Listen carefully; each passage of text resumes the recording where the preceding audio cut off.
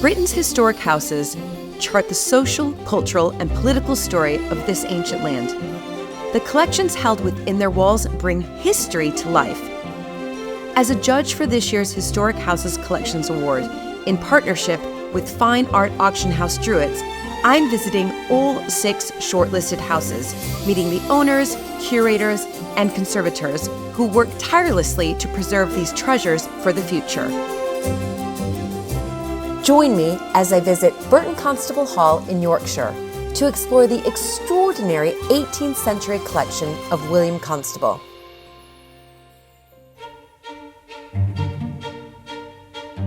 So this was William's great invention in 1770 when he had just got married and he needed a nice drawing room for his new bride.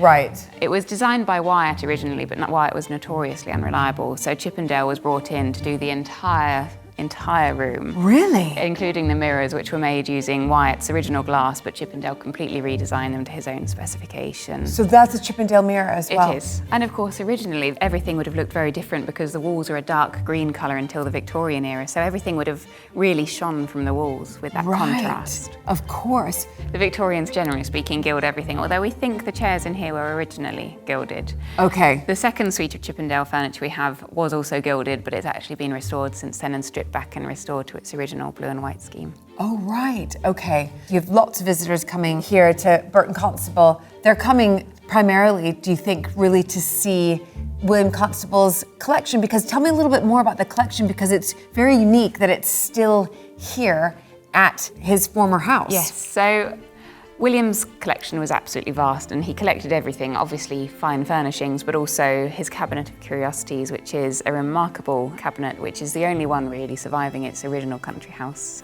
estate.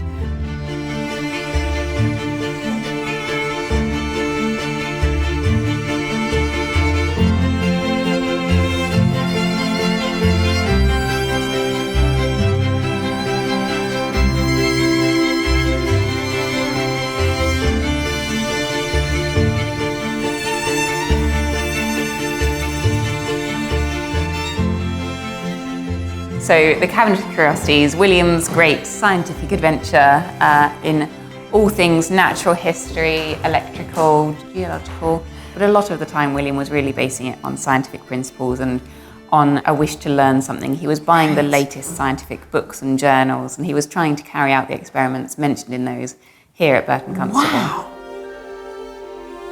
William did collect an awful number of things, including beautiful pieces like this telescope by Henry Hindley of York.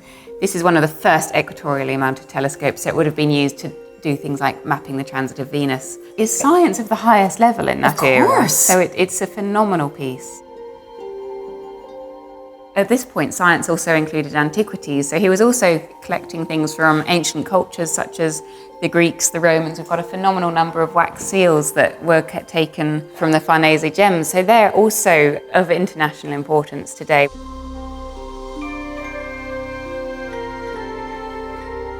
What is happening in this corner? So at the moment we're working on a big project to photograph every single object in the museum. It's taking us months. And this has never been done before? Never done before, no. So we've never had good images of these objects before. And hopefully eventually we'll be able to put them online and make this collection so much more accessible. So at the moment she's taking a picture of the Farnese cup. So this is one of William's antiquities. It dates to the 2nd century BC, the original. So it's really ancient and it portrays how wealthy Egypt was at the time under Ptolemaic rule. So it's a really fascinating piece of archaeology in its own right. Incredible, and also to be able to see the volunteers working so hard here to document this, because that's so important to make sure that this gets preserved for future generations and for people all over the world to one day have access to William's Cabinet of Curiosities and to look and see what he uncovered, discovered, experimented with, which is wonderful.